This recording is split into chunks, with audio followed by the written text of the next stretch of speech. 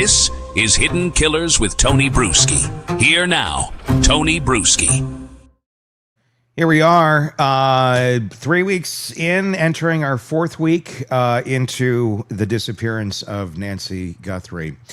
And still no answers, at least as of our recording right here. DNA found inside the home. Mixture, it is still being separated to be tested.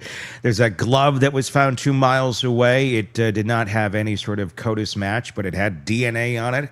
Allegedly, genetic genealogy is now in play here on at least that one, and I'm sure maybe the other. We'll find out.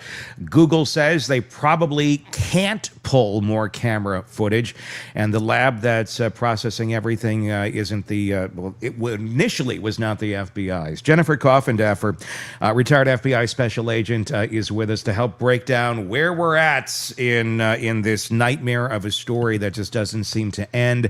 Jen, let's talk about the DNA profiles, because now essentially what we understand is we have two. There's some sort of a DNA profile in the house. That's the mixed one. There's the one on this glove that was found 2 miles away, and now they're saying that they're going to go to genetic genealogy to get more on that. I want to talk both of them, but they're both very different. Let's talk about the glove really quick. Should we have any sort of weight on this glove whatsoever, I guess is my question. It's such a great question. And from the beginning, we've known, first of all, the proximity, over 2 miles away, and the fact that it was in a field of gloves, right? 16 in various locations far away from the house. But they identified this one, I think, as matching, the consistency of the gloved hand of Porch Guy. That's what I'm calling. Yeah. Instead of Porch Guy, we have Porch Guy. And so in any event, they have to go through this, because what if it's the guy? What if it is the glove? So they're doing the right thing, going with IGG to make sure they identify whose it is. And only after that are we going to know if it's important or not. The Nanos even had said the other day, he's like, I got other gloves too. He mentioned that he's got some from 5 miles away, so there's more gloves even and I imagine, honest to God, if you just go for a walk down the road, you're going to find rubber gloves on the sides of roads. You are. I was kind of talking about this in the car the other day with my daughter. I was explaining where things are at, and I was saying, it's crazy. You could go I can guarantee if we stop right now, walk 2 miles, we'll probably at least each come back with 10 rubber gloves at any given place. And as we were turning, I'm like, there's one right there, and there was one on the side of the road here. So it's something you're going to find on the side of the road. So at what point, I guess, there's only so much manpower here, and there are budgets and things of that nature. I guess, how are we prioritizing, or how are they prioritizing what should be run through IGG and what should not, especially the further out we go from the scene itself? What is noise and what is not? You can't possibly check everything. Right. When you look at this glove, though, apparently it matches the other glove. And as I said, that glove is a bit unique. If you look at it, it looks thicker than most nitrile gloves that you're going to wear. It looks extended, almost like it's crunched up. It's not really like the normal gloves you would see somebody committing this sort of crime have. And so I guess I have cautious optimism that this could be connected. Certainly they do. But as far as your question, listen, the president is on this. Kash Patel has said unlimited resources. There is no amount of money and no amount of resources that aren't going to be expended, in my belief, to find Nancy Guthrie. And I guess what got me about it looks similar to the glove in the video comment, because I was like, okay, well, why is there weight on this? And honest to God, it just seems like a really generic thing it looks like, I don't know. Did they have a better look at this glove than the rest of us? How are they coming to that determination? Because honest to my layman's eyes, it looks like any latex glove that I thought it looked like a latex glove over a glove, quite honestly. But maybe they've gleaned more from the video than that. Well, what we've learned is that we got that video within hours of it being received from the FBI. Mhm. And because of that, I can tell you that the FBI, after it was released, is working on defining the details even more than what we could see. Mhm. Certainly within a few hours, there is no way they had a chance to send it to Quantico to do what they could do to refine imaging and look in that darkness and make Mhm. things come more alive.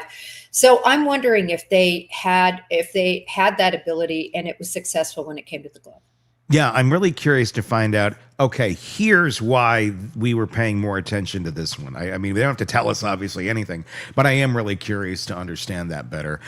What about the DNA in the house? From what we understand, it's a mixed DNA that's going on there. We don't know, as far as my understanding, what surface this was on or where they found it, but it's a mixture, which is an interesting thing because when you have a mixture, that's more likely to be, something that had to do with a struggle or the two people possibly being together. What do we know about that with the mixture of DNA? Do we know if the other half is Nancy's, or where are we sitting there?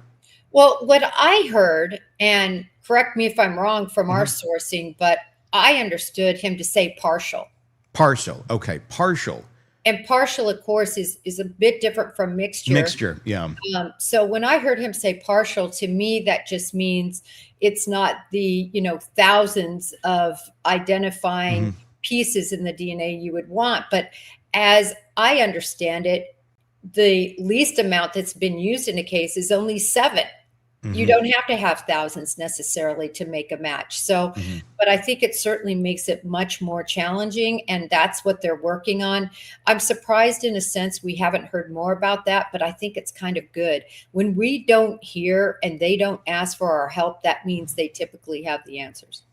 And that is what I think a lot of everybody's hoping behind the scenes. There's a hell of a lot more going on than we know, and I'm sure there is to a certain extent. It's just how much. Um, with that being said, where do you think this goes with DNA? Is this going to be? Are we going to identify somebody through that direction, or are we going to end up coming up with something a little bit faster through other avenues, like maybe the receipts or whatnot? I don't know, because we're pretty far in here. I would think if we had more information to identify this person, we would have it, or maybe they already do behind the curtain. Well, I think the other avenues are their best bet. And I only say that because even if they make out that DNA, again, that could be somebody who moved her furniture. I Hmm. mean, we don't know if it's touch DNA, if it's, a hair. We have no idea. Seminal fluid, saliva, Hmm. sweat. There's so many possibilities. So we don't know how the DNA was transmitted, and then we also don't know where. So we don't really know how important it is, but just the fact that they've mentioned it several times makes me think they think it's fairly important. Hmm. But the biggest piece of evidence we have by far is Porch Guy. There Yeah. is nothing more important than that. I've said it over and over. Somebody who is familiar with him, relative, coworker, good friend, they already know who that is. Hmm. That's my belief, as you would. You Yeah. would know if that was your dad. Yeah. And someone knows, and they need to come forward. That's the best piece of evidence, Tony. But I tell you what, that towed car, that towed Range Rover, I'm sniffing all over that right now. Is that still in custody? As far as we know, and there are a couple of details about it that makes me believe it's very important. First of all, we know there were federal search warrants related to both. I truly believe there was a transfer of title, and it's going to be not the person that it was transferred to, but the person it was transferred from. I'm still digging before I Hmm. post on that. Yeah. I finally posted who I believe it was transferred to, Hmm. and that was the search warrant, because I have definite information, because it comes from the guy's lawyer, Hmm. as to who he was. And Hmm. so that's good to finally have a name and a face, but it Sure. certainly doesn't look like anyone in the camera. So now digging to see if I can find that absolute proof as to who it was sold from. Hmm. But this is the piece, Tony. They covered the back with a tarp. In other words, not covered it, they held it up so that people could not see what was going on inside of that vehicle, what happened inside of that vehicle. And that's critical. The other thing, they sealed it with crime scene tape. And of course, federally, they were able to reel it off. They seized it. That's big stuff. Do we know? Are we positive this vehicle is involved with the Guthrie case itself? This is the vehicle. Correct me if I'm wrong. I'm trying to put the pieces together here because there's been so much. This is the I believe last Friday night from one Friday night. Is this where there was the allegations that somebody had died in the vehicle? Right. And that came from a YouTuber essentially who was following the menagerie, right? I can just picture this. It probably looked like some sort of circus line, with all these reporters and all these YouTubers and everybody going out and trying to follow the SWAT van. I could just picture it all. Yeah. But anyway, one of these YouTubers actually saw another death that took place near a white van. And remember, a white van had previously been mentioned. So there was a lot of confusion. So that's different. Okay. That's totally separate. Totally. Okay. Totally. I'm glad we can, because if I'm conflating it, because I believe that they were like, that's nothing to do with this case. It's a totally other. Okay. It's just what's going on with the Range Rover. So yeah, I mean, they're digging, and hopefully, but with anything, as with any investigation, the biggest thing everyone needs to remember is that it's process of elimination. Get in there, see what you have. If it leads anywhere, great. If not, no. But they're going to keep what they need to keep as they go through it. Let's talk about the Nest cameras that we're learning about. Apparently, there were some other ones nearby. What we're understanding now is that Google believes they're not going to be able to get any other information off other cameras that were on the property. But there was obviously what we have seen from the video doorbell version. Do you think there's more that they have, or have they revealed if there is more that they have other than what has been shown to the public as of right now? Well, my understanding is they're still data mining that. It's essentially like an onion. Because there was no subscription, you still have that video that's written onto the tape. And on top of that, then somebody else over and over and over and over and over again of these video transmissions. And so they're trying to peel back all those layers and get to the layer that would have been this night, February 1st. So that's, or really early morning of February 1st. So that's what they're trying to do. I have not heard definitively that it can't be done. Remember, we have to be a little bit cautious when we hear something from Sheriff Nanos, because early on he said there was no way to get any video. Yeah, you gotta be cautious on any words. Yes, you got to be a little cautious. He needs a lot of lessons in education. The whole case, I mean, it's you don't want to, I mean, it's hard to speak of anything in absolutes in this case because we don't have anything yet. We don't know the answers to these questions. So while we go down one road and it seems like, well, that's a dead end, you never know. You never know where things may veer until we actually have the true answer of what happened here. Helicopters with Bluetooth signal detectors have been searching for Nancy's pacemaker signal as well, and drones as well. That device, of course, disconnected from her phone at 2:28 the night that she disappeared. They have the basically sniffer. It's like a Bluetooth sniffer. It can, I believe, at 200 yards, I think, is its range. Pretty good for trying to pick up a Bluetooth signal. And they've been flying around the area, seeing if she's somewhere in the general vicinity. So far, no hits. How far does a search like that go, using a tool like that to try and pinpoint? And if she's not in the direct vicinity, is it likely that she's anywhere close by, or is it close, or she's far, far away at this point? I think it has to be a total intelligence-based search. Yeah. Right? In other words, when you get information, then you could send something like that out. The signal sniffer is the terminology. I've heard various ranges as far as how close you have to be. But Tony, I just have to say this, and I'm just candid. Look, if Nancy is not with us, likely that pacemaker would have been dealt with. So I think it's truly a shot in the dark. I think it's truly a Hail Mary pass, but why not?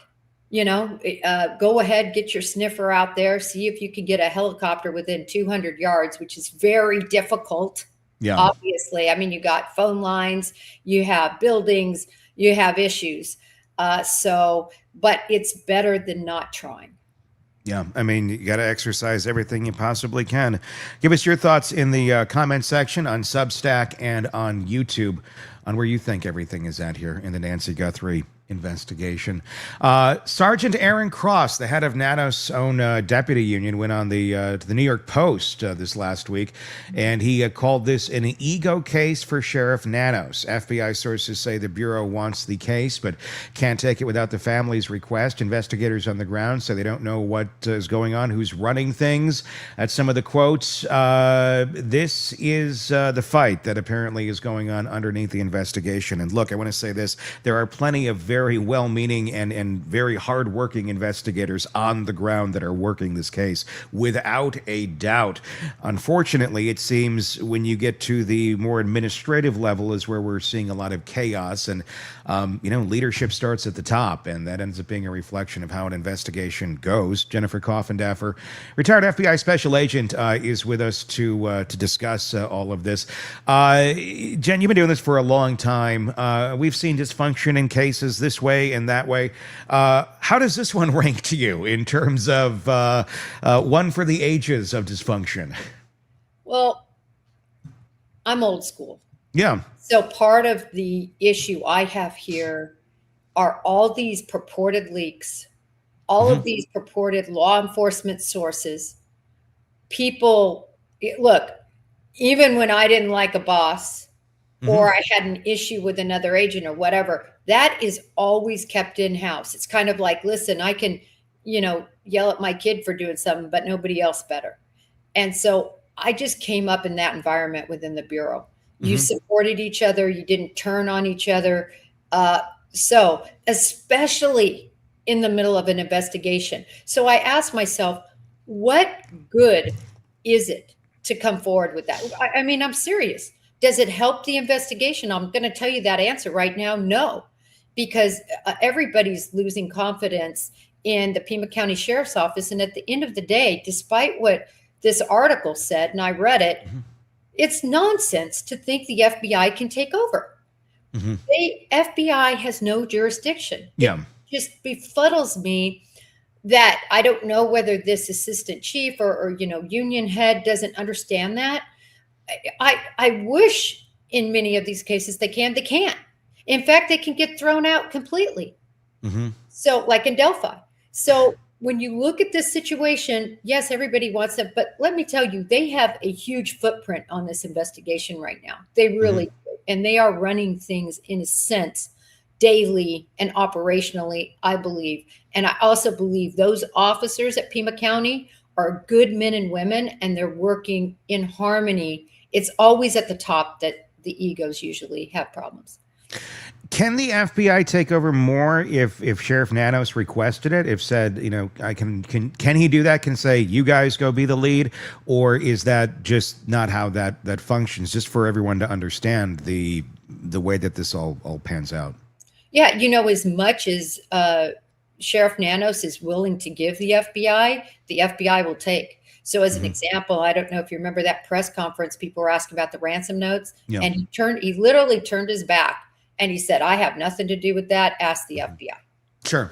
So he gave that entire portion of the investigation to the FBI. Could he do that here? Could he take the podium and say, listen, I have decided it's in the best interest of Nancy Guthrie and the case for the FBI to take a lead on all aspects of this case, not just ERT. Should he? Well, I'm biased. Of course, I'm going to say he should, because in my opinion, the Bureau is just good at these kinds of cases, these conspiracies, everything that's going on. But listen, they've been involved, and we still don't have the answers we're looking for, and we still don't have Nancy. So why do you think he has not? Because I mean, if you're just if any whoever it is looking at it, just intellectually, honestly about it himself, anybody else around him, one's going to have a hell of a lot more resources in this, and more staff, and more ways of solving this if you're going for as efficiently as possible, if you're like, okay, we're going to go play the major league team here today. We got the little leagues over here, and I'm just saying that's not that they're a bad police force, but compared to the FBI, a local police force is going to, that's your little league. And then you got major league here, you got the FBI. There's a lot more resources. There's a lot more people involved that we can help this. Why on earth would the person who knows they're not the major leagues, why wouldn't they take a step back and go, yeah, for the interest of solving this is not about me. This is not about my ego. This is not about me, saying, hey, look, I got it. It's about getting her back. Why would you not open up that door and say, you guys can do this better. Step in. How can I help you?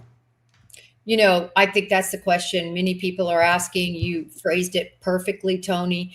And when I look at everything, if this were, as an example, NYPD, if this were Philly, if this were Chicago, if this were a major department, I would say, listen, they handle more homicides than the Bureau does. But this is not the situation. From my research, they've had about 5, I think, in the past year or so. It's just not, something they handle all the time. And then you combine that with the fact that this is actually a kidnapping. We don't even know it's a homicide at all. And that is in the FBI's bailiwick. And, you and I talked about this last week. There are agents out there that have had multiple kidnapping cases. And so it wouldn't be their first rodeo, not to mention all the resources and everything you spoke of. Yeah. So it makes a lot of sense that they should be leading the investigation. And I see why it's so confusing right now, probably to the troops, because my guess is behind the scenes, Tony, they sort of are leading everything. Yeah. Yet Nanos is still in charge, if that makes sense. It makes sense from an egotistical standpoint, but it's, I don't, it's like just, it's not like Nanos. It's like, it's not that we're trying to say you're a bad dude or you're just, but I mean, with 98% of your people voted no confidence. But besides that point, just for the good of this, I don't know. This just seems insane. And I know I'm not the only one that's saying that. There's other people who've made these comments, like literally an FBI source using the words dumb and literally insane on the record to describe how some of this has been going on. There was, speaking of how the evidence handling was going on. What can you say to that? We're talking a little bit earlier about the DNA, and initially things went to the private lab that they were contracted with locally with the Pima County Sheriff's Department. But then, okay, the FBI's here. We have this open. Is there any reason why it should have taken us, whatever it was, 18, 19 days, whatever the number, to get some of this information back? Did all of that slow down this process because it didn't go to the FBI initially?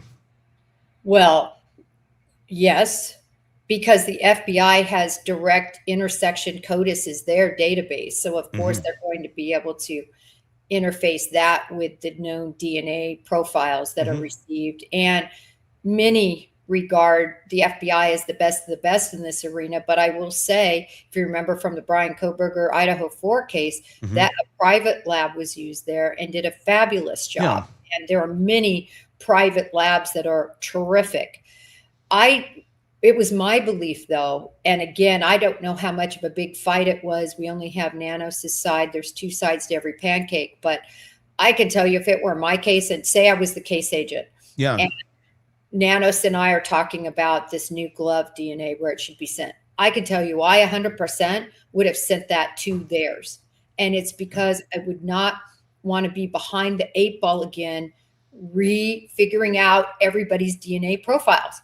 Now I got to do, the gardener. I got to do the pool guy. I got to do family. I got to start all over with all new scientists looking at. No, there wasn't time for that. That was already done, and there was no information about this other lab being not a good lab. There was, in fact, they are actually known as a particular touch DNA experts over all the other kind of experts. Yeah. So. Sure. I mean, no one was saying it's a bad lab. It's just when you have time as of the essence, and you have the resource, you can pull the lever to get this to Quantico like that, but you still choose this over that. It doesn't make a lot of sense. And there's been a lot of people pointing out, is this ego? What's going on here? And then we find out this week, oh, by the way, there's a reality show for this department on A&E called Desert Law, which actually premiered last month in January. As far as we understand, Nanos isn't on camera, but he's behind the scenes kind of helping with things. God, I mean, this is just kind of one of those, you're like, seriously. Well, this all plays into the ego end of things. If we have a reality show following us around, one might glean that you want to look good on camera. Who doesn't? But, again, at what cost? I'm just going to say, I'm going to counter that a little bit with you. Okay. Is that all those episodes were filmed over a year ago. Sure, but you probably want to be renewed. And, they've got 7 to possibly 10 episodes. He's not in any of them. And when you think of Cops and Boston's Finest, and there's a whole litany of these A&E specials. It's just, it just is a bad optic. I don't know how else to say that. It's just a bad optic. But really, I think it's such, again, sort of a distraction from good sleuthing, good advocacy, keeping the eye on the ball, that Range Rover, the picture, the video, doing everything we can to keep her face out there. I think for me, I see it as noise, but I get why many people are upset about it. I totally agree. I think it's easy, like when you don't have a lot of information coming in, people then go to try to find things to be outraged by, like, why isn't this happening? Right. And I get that, but at the same point too, there is call for outrage sometimes, and I think that's what a lot of people are trying to point out here is, look, everybody wants the same goal here, and everybody, yay team, we want to find Nancy. But if, one of the star players here doesn't seem to be, pulling their weight, it's like maybe this needs to be fixed over here. And I think most folks agree with that. I'm sure you probably do too. But it's just, it's another distraction we don't need, in a case this way. One more question on the boundaries here and who's in charge. Obviously, if this were to be an interstate travel, if they were to find that Nancy was taking over state lines, then that becomes more the FBI's jurisdiction. What about the Mexican border? I know that we've been talking about that a little bit. We'll get more into that, but I want to speak just on the jurisdiction of it. Does the FBI, does that become more their territory where they can take over if they believe it is a inter-country travel, basically, and not interstate, or does it have to be an interstate thing for that switch to be pulled? No, I tell you, that switch is going to be clicked as fast as you can click it if she ends up or there's information related to Mexico. What do they have to pull that? Do they have to have like definitive proof Nancy went over the border, or just we strongly suspect that she did? I think you would have to have definitive proof for Nanos to give up, the venue, because then you're looking at a different way to adjudicate the case. In other words, instead of the local prosecution team, because that's where we're at now, it would go to federal, to the assistant United States attorney that would handle all of this, or actually probably justice, DOJ justice on something like this. Like in I don't know if you remember, she's a very pretty Black woman. Her name was, I think, Shakira, something like that. Don't hold me to that. I'm so sorry if I butchered her name. I was very much upset about this case. On video, she was seen getting beaten to death, literally, by her friends at a very, I don't know if you know this case I'm talking about, at a very beautiful, very expensive resort. I believe it was in Cabo. And the FBI had full-on jurisdiction in that case and did not end up charging anyone, which I was very upset about. But nevertheless, yes, it would be 100% in the FBI's wheelhouse and prosecuted by DOJ. Yeah. Are they just sitting there, just like waiting for the call, you think? Yeah. Like, okay, any moment, guys, we're going to have something that's going to get us active. I mean, yeah, I think everyone has a feeling of let's hope that if that happens, when that happens, that it's like we don't look back going, if only they could have been activated sooner, and that would have made a difference. We just don't know right now. Your thoughts in the comment section on YouTube and Substack on where you think this case is going and where we've been this far. Let us know your thoughts there. Let's talk about what's been going on in terms of some of the action that we've seen in the last several weeks. So far, as of our recording, there was 3 detentions, 3 releases, SWAT operations, road closures, aerial searches, K9 units, 19 days of visible and investigative activity, and not one of those moves has produced a suspect, an arrest, or a confirmed connection to whoever took Nancy Guthrie. Jen, with the 3 separate people having been detained in this case with significant law enforcement responses each time. You get SWAT there, you get FBI evidence response, you get blocked roads, all 3 released without charges. A really strong going in and a really, well, looks like we got nothing here going out. Is that pattern normal in a complex case like this, or does it indicate something about the quality of what investigators are working with? It is normal, Tony. When you have a case like this and you're drinking from a fire hose, because now you have, by the way, over $300,000 on the menu for a reward. Oh my gosh, the number of tips. We've heard it mentioned, 20,000, 30,000, 50,000. I've heard so many tip numbers. And you can imagine you have to follow up, and there's some that are going to be really juicy. They're going to have probable cause, meat on the bone. And this last one had all of that. And again, I think this one is really viable because they seized that car. That was huge. Yeah. Let's talk. I mean, they're getting so many tips, and thank goodness. But then in terms of, okay, you wanted it, you got it. Are you, now you got all of this to try and decipher through, and there's human beings behind it. There's probably some AI, hopefully, maybe working this to try and prioritize what is going to be important here to get some human eyeballs behind. But that is a lot to go through. Right now, we have a reward out there. Where are we sitting at this moment? I feel like it's a telethon. Where are we at on the big board, Johnny?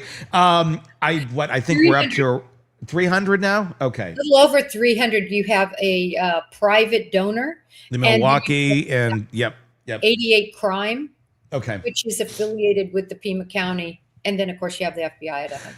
Should the reward be higher, and why?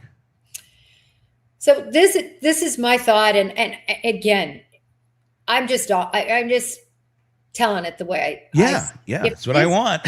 If this is well, some people aren't going to like what I'm going to say. So that's what I caveat when you hear me buckle say up. Some people aren't going to like Spacey Jen, but if this is my mom, I'm like, all right, everybody, we're pulling in the big bucks. We're getting 700,000 yesterday, especially if I'm worth 40 million, which I am not. I want 700,000 on the table to add to that to have a cool million. Why? Not because I want more tips coming in, but because I want those pieces of crap that know exactly who this person is to come forward and say, that's exactly who this person is. And $1 million, anonymous $1 million, leading to the arrest and conviction of this fool, that's going to be worth it to a lot of people. A lot of betrayal can go on for $1 million. Yeah, 300,000 is getting a little more juicy, but $1 million. Now remember, after taxes, that's not that much. I mean, it's going to take off another 38%. Yeah.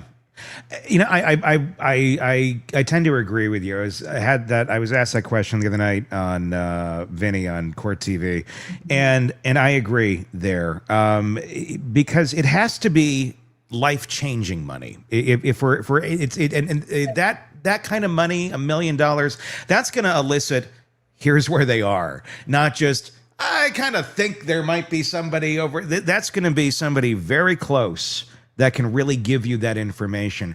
But that person who's very close also maybe has a family, maybe has a life, maybe needs to get the hell out of Dodge if they're about to snitch on somebody. Because even if they get their guy, it doesn't mean they're getting everybody that guy ran with.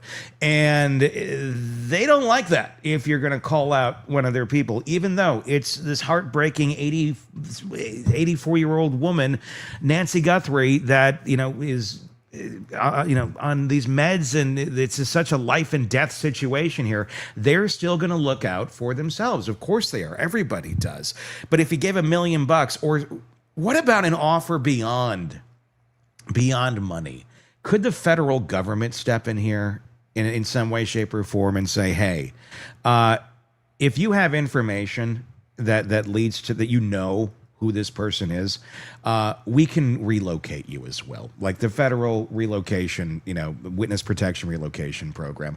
Can we put that on the table for somebody if they were to come forward of like, I got it, but it's going to take even more than money for me to be able to tell you anything? Interesting question. WICSET is actually run through the U.S. Marshals. A lot of people may not realize that, but certainly I've had situation involving that. And it's such a great program, but it's problematic. People never stay in it because it sounds great and sexy, but guess what? You can never see the rest of your family ever again. And you're relocated to a farm in South Dakota when you're from South Miami. Yeah. So it sounds great. Could it be offered? Anything is possible, Tony, but I can tell you typically people don't take it. But I don't think I always say this, once somebody's arrested, they lose all their power. And I really don't believe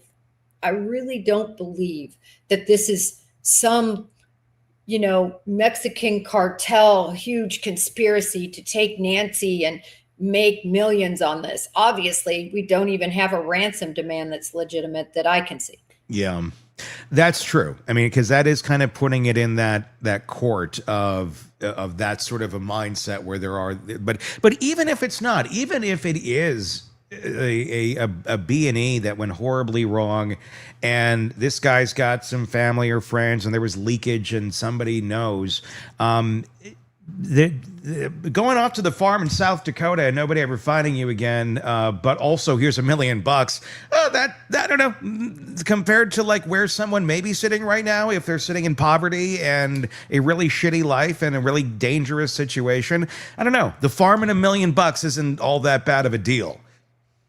Yeah, I can't say that I disagree with you. I can just say that typically in my experience, the minute even huge gangbangers that are running the Crips, even individuals who are part of the Medellin cartel and had tons of power, the minute they get behind bars, they are sucked out of a lot of their power, certainly their street power. And so, but I get your point. I mean, somebody like this would be turning evidence against an individual that could possibly cost him his life. Yeah. And that's a risk most people are not going to take, even if it is certainly the right thing to do. Where are you at right now, Jen? I'm curious as to the type of individual that you think this is. We were just saying, it does not look cartelish. We've talked a lot about B&E gone wrong on this show. I know Robin is kind of in that camp. From your perspective and your experience, where are you sitting right now? There's a lot of people and a lot of my cohorts that think exactly that, B&E gone bad.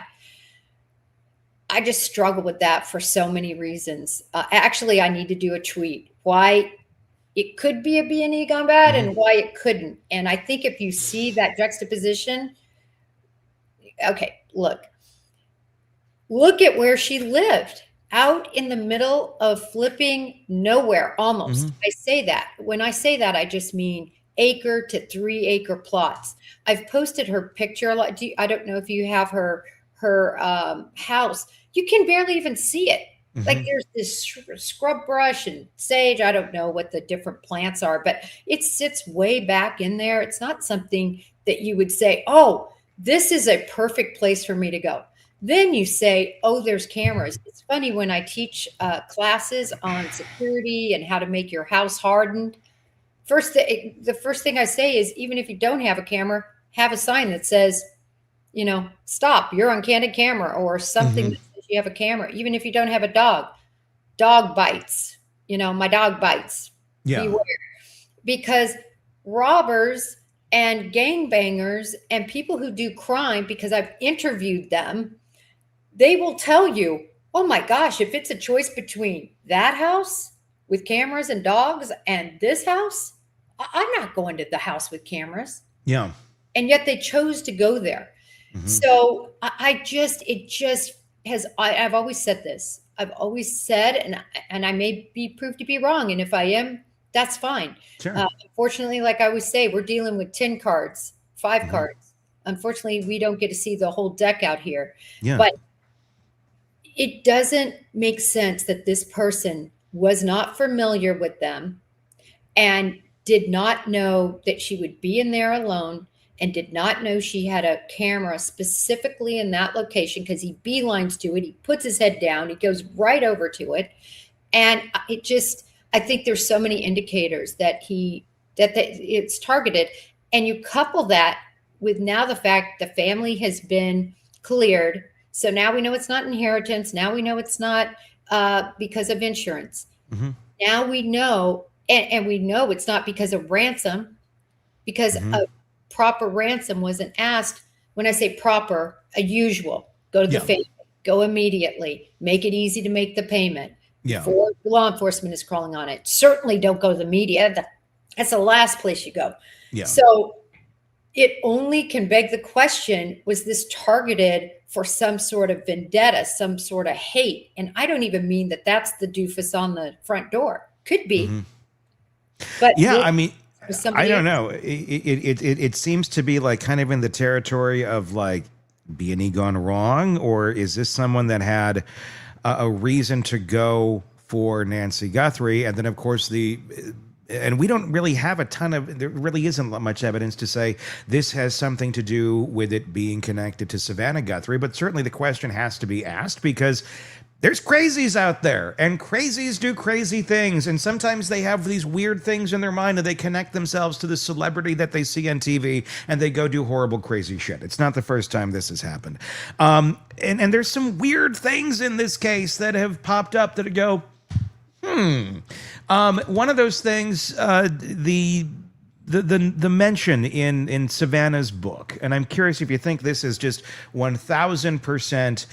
It's standing out in our minds simply because the word kidnapping is in there, and this is something we're focusing on right now, and anything like that is going to stand out 10 times more than it would otherwise. But in Savannah's book, she talked about how she was, when she was a child, they had this game with her and her aunt, and I believe it was like her aunt would come and quote-unquote kidnap her, but it was fun. It was like, okay, we're going to go, aunt's going to go some fun days with us. They'd call mom, and mom would pretend she's upset. Oh my goodness, and then it'd go be fun time with her aunt. Nothing negative about it. And she talks about it as a fun childhood kind of silly family game that they would play. In light of everything now, it looks a little weird. And in no way am I saying that's pointing at the family, but I'm saying that seems like something an obsessive type person might glean onto and go, I don't know. But that also does feel like quite a stretch to me. What's your take on that aspect of this? Well, I got to be honest. I was down that rabbit hole hard for about 2 days, and I haven't necessarily left it. Okay. Just because I do believe if this is somebody, if the motive behind this is to torture and hurt Savannah, and obviously Nancy, but also torture and hurt Savannah, could they have stalked her in this way? Listen, nobody even knew she had written 2 books. I shouldn't say nobody, because I saw it was a bestseller. But listen, I tracked it. It's sold by Walmart. Yeah. Both the child's version and the adult version. And it mentions, as you said, this whole kidnapping thing. And then also, remember that strange language? Yeah. That was in her plea. And I wanted to be able to say it exactly verbatim, but it was essentially, it's not too late. That was one of the sentences, and there was another one as well. You're not alone. You're not alone. It's not too late. And that is absolutely the overarching, message in her books. And then on top of that, I think it's not too late is a exact quote. And I always thought when I heard that, I thought, wow, they decided to put that in the behavioral analysis unit, trying to lead to somebody familiar with her. And I'm picturing like a John Hinckley type, somebody that's obsessed with Jodie Foster. So he says, I think it'd be a great idea to get her attention to kill the president. That makes a lot of sense to me. Right. So it's like this obsessive, how do I get her attention? I read her books. I'm going to go seize her mom, all of this. So I have to admit, as an investigator, if I were on the case, that would be one aspect I'd be looking for to determine motive. Is it just a random B&E gone bad, or is it way more sinister? And I've been down the sinister road, and I don't think it can be dismissed yet. Yeah, I mean, the thing with it, to me, stalking is usually an escalation. It's not usually we're going in full bore and suddenly we're taking your mom. So I'm wondering if there would be any signs leading up to this, whether that be, and here's what I'm wondering, and I would assume they would have to be, Jen, you tell me if I'm right or wrong, that they'd have to be pouring through like all of Savannah's emails and like emails into NBC, into her, any form of communication from fans from the outside world leading up to this day, ones that she never even read because you just can't keep up with it. But, they're in a folder somewhere. Somebody's gone through them, or maybe they haven't. I'm wondering if there be any clues to glean in any of that from, if this is a character like that may have been sending some weird messages along the way that could have easily been swept up into, here's the crazy folder that nobody's going to do anything about because we get 48 of these an hour or something. Well, it's so interesting you say that, because the other avenue is the social media. Let me take as an example your social media, my social media. You could go on right now on my Twitter feed and find probably 1,000 people that are saying horrible things. Sure. That's not even an underestimation. Something like whatever, something mean, something like visceral, like, wow, that person really does not like her. And can you imagine? I'm a nobody. Can you imagine somebody like her that has millions and millions and millions of followers? And that if she said or did anything they didn't appreciate, especially in the political arena, right? Anything. And we know Nancy had a lot of political posts, very, very negative political posts. You got to wonder, that's just another area that I think, people will have to look at. But the other thing is, there's hunters and there's howlers. And I learned a lot about this recently. And there's a lot of books on this by the FBI retired profilers, and specifically Cameron Malin, if anybody's interested. But hunters are the people that are oftentimes, not always, but they're more silent. There might be a little something in there, and then they get their feelings hurt or whatever, and you really don't hear much from them, because from that point on, they are plotting. They are literally working toward committing an offense like this. Howlers are the people like I talked about earlier, growing hair like this, eating, Twizzlers behind the screen, fat and dumpy, and they've never had a voice in their life. And they're like, you know what? Let's say I hate her. See if she responds, right? So those are the howlers. It's the hunters that you have to fear. Yeah.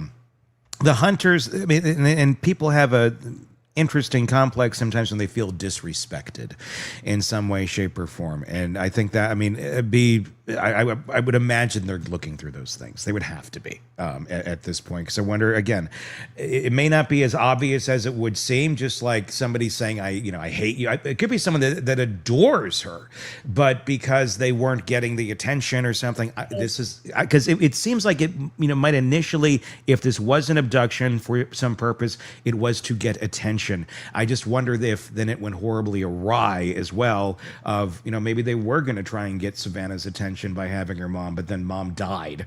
And then it's like, well, what do I do now?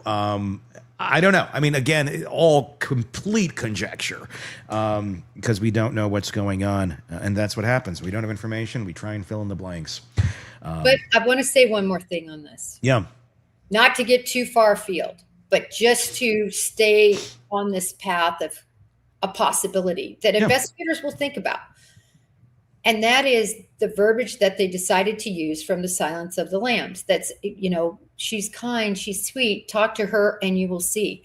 And remember, I told you, I think, that I was there at the FBI Academy right after that was filmed. It was released. We got to go to the premiere because one of the guys in my class was in it. He was a physical instructor and he had a huge part in the movie. And Mr. Bonney, who taps her in the shoulder, he was my fit instructor. And all those people there are real people that are agents. Like, it was all extras. It's the most realistic film I've ever seen, other than the fact you'd never take a trainee and have her do all that. But but the rooms there, those were real. Everything was so realistic. Mm-hmm. And they helped, of course, with, the profilers helped with that. And in other words, the scripting, right? And then we know, I believe firmly, they helped with the scripting of a lot was what was said. So when you look at that, what was the type of person? I'm going way down this rabbit hole, but that's fine. What was the type of person that was the bad guy in that Buffalo Bill, right? Mm-hmm. He kidnapped people for a very particular reason. Now, that was a real dark reason, and maybe this isn't that dark of a reason, but do the profilers who have already written a full-on profile about who they think this person is, do they think that? Do they think that she was taken more to get maybe Savannah's attention? And that's why they're appealing in this soft way.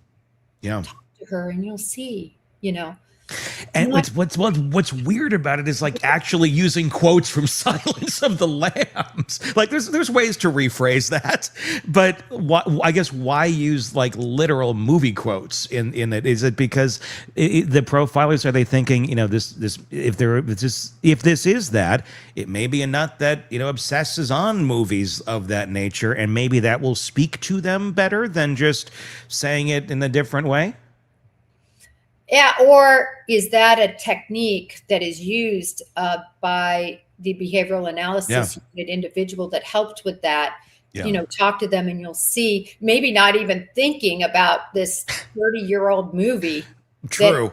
Another profile helped put that in there, and they're going, oh, wow, I guess I probably shouldn't have put that in there, right? Because that's 30 years ago. The only people that know about things like that are old people like me, who, and all the people in the audience that have watched that movie. I mean, I've got that movie so memorized because I've watched it so many times because so many people I know are in it. So it makes it even more interesting. But nevertheless, it just makes me wonder if that's what the BAU is thinking. Well, it's appealing, to inspire them or someone around them to do the right thing and to come forward. And you're going to do that with softer language. You're not going to do that with threats. And so I get where they're coming from. It is weird. It is a little creepy with there's a lot of creepy elements that are sinking into this thing. So many questions. Jennifer Coffindaffer, retired FBI special agent, as always, thank you so much for coming on and giving us your insight into this case. Thank you, Tony. Your thoughts in the comment section, Substack or YouTube. The links are in the description. Love to get your feedback, and be sure to press subscribe wherever you're downloading podcasts so you don't miss any of our coverage right here on this and the many cases we follow for you. We'll continue the conversation in the comments. Until then, until next time, for Jen, I'm Tony Bruschi. We'll talk again real soon. Want more on this case and others? Then press subscribe now and don't miss a moment of true crime coverage from Tony Bruschi and the Hidden Killers podcast.